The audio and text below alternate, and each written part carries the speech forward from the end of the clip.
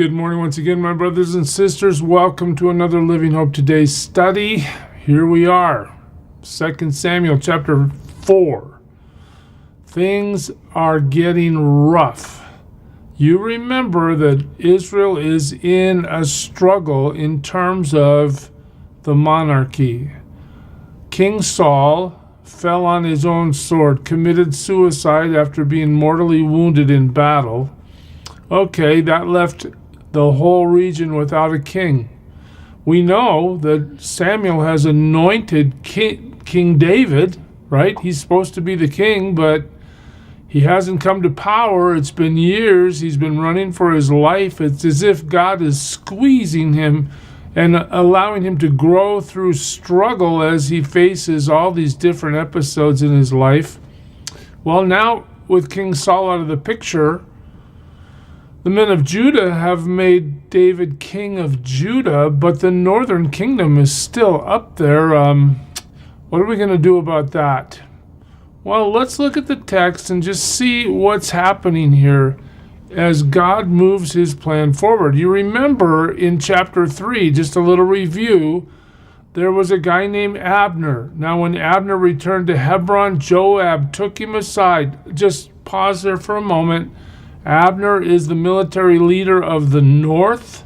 Joab is the military leader of the south, all right, where David is. Okay, so Abner has been called back to Hebron by Joab, all right? And Joab takes him aside into the gateway as though to speak with him privately, and there to avenge the blood of his brother Asahel, Joab stabbed him in the stomach and he died. So we've had our first bit of intrigue. Well, maybe not the first, but it's significant. Joab kills Abner. The southern military guy kills the northern military guy. If you recall, Ahab had killed Joab's brother. Joab didn't forget. Joab didn't get David's permission.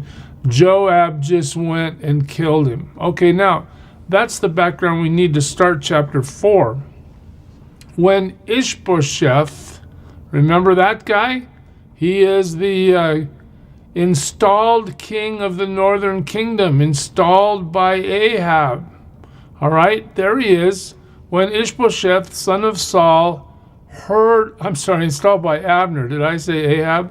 Heard that Abner had died in Hebron. In other words, his military guy has been killed. What happens to him? He mounted his troops and went to Hebron to wipe out whoever killed his... He lost courage. And all Israel became alarmed. So now Ish-Bosheth, instead of being the king that counterattacks or inserts himself as the monarchy leader, he gets afraid. He's afraid. Verse 2, now Saul's son, that's Ish-Bosheth, had 2 men who were leaders of raiding bands. One was named Baanah, and the other Rechab. They were sons of Rimmon, the Beerothite from the tribe of Benjamin. Beeroth is considered part of Benjamin. Well, you remember Saul was from the tribe of Benjamin. You remember that the Benjamites are very severe, skilled warriors. All right. But Ish-Bosheth doesn't want to fight. But these 2 guys in verse 2, they're going to take matters into their own hands. Listen to this.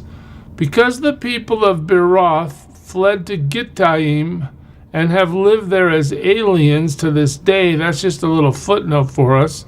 Jonathan, son of Saul, had a son who was lame in both feet. He was 5 years old when the news about Saul and Jonathan came from Jezreel. You know that news, right? That they both died in battle.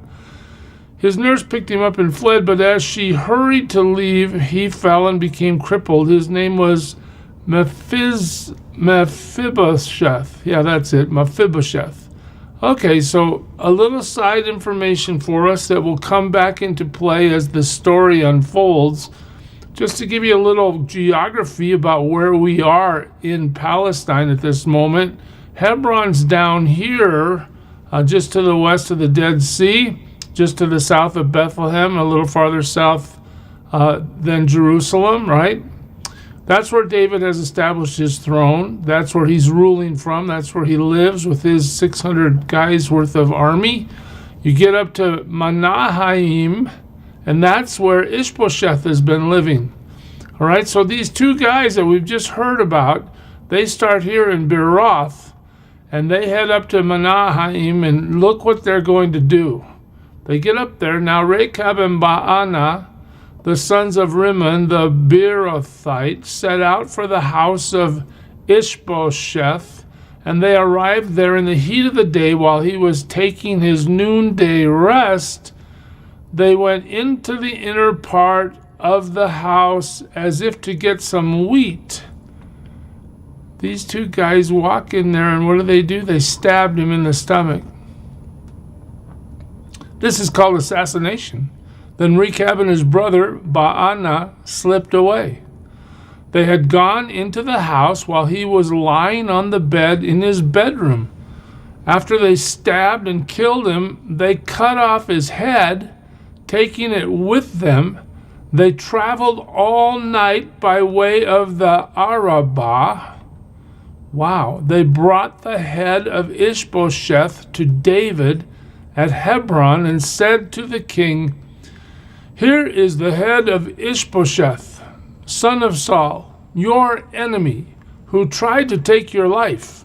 Right? They've been aware, obviously, of all of Saul's dealings with David. "This day the Lord has avenged my lord the king against Saul and his offspring." So these two guys take it upon themselves to go kill the one that's been chosen as the leader of the north, Ish-Bosheth. They kill him, they behead him. They bring his head all the way south to Hebron to David. Wow, what do you think David's going to do about that? Is he going to be glad? Is he going to be so happy that his rival power base is now gone? David answered Rechab and his brother Baanah, the sons of Rimmon the Beerothite, "As surely as the Lord lives, who has delivered me out of all trouble. When a man told me Saul is dead and thought he was bringing good news, I seized him and put him to death in Ziklag. That was the reward I gave him for his news." Okay, I really appreciate this about David. What's he doing here? He's saying, look, I value God's move. I'm not going to manipulate circumstances. I'm going to wait for God. And for the people that decide to take action, even if they think it's on my behalf, if it's inappropriate action, I'm going to punish it. You remember that guy that came and told them that Saul was dead, thinking he brought him good news. In fact, that guy lied to David and told him that he was the one that killed Saul. I don't know what would have happened to him had he just said, "Saul fell on his own sword. I just want to bring you the news." But he took credit for the death of Saul, and David did what? Put him to death. You remember that story, I hope. David goes on with these two new guys. He says, "Hey, how much more? When wicked men have killed an innocent man in his own house and on his own bed." Hey, you guys, this guy wasn't a factor. He wasn't a threat. He wasn't trying to hurt anybody.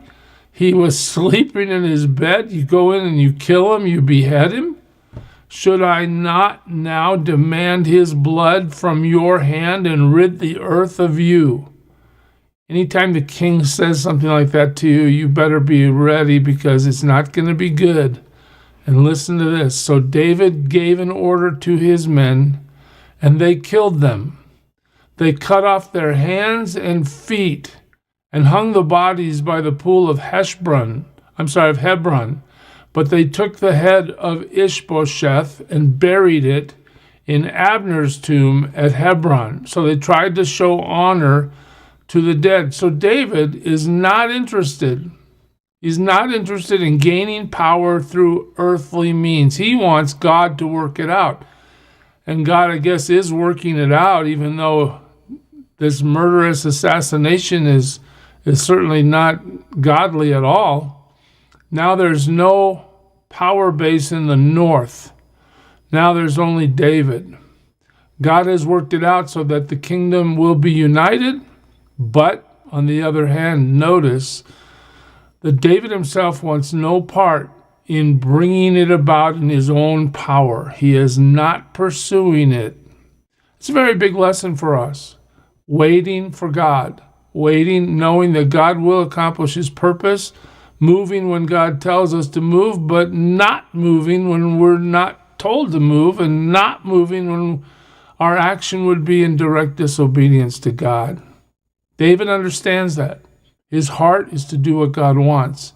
And God's going to reward him as we move forward, as he becomes king of the whole nation.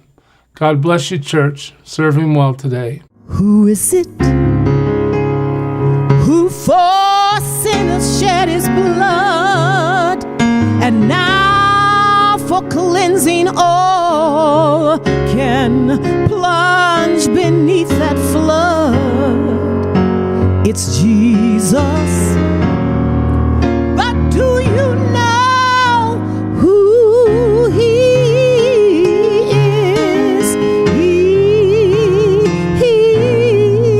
He's the image of the invisible God, and he's the brightness of his glory,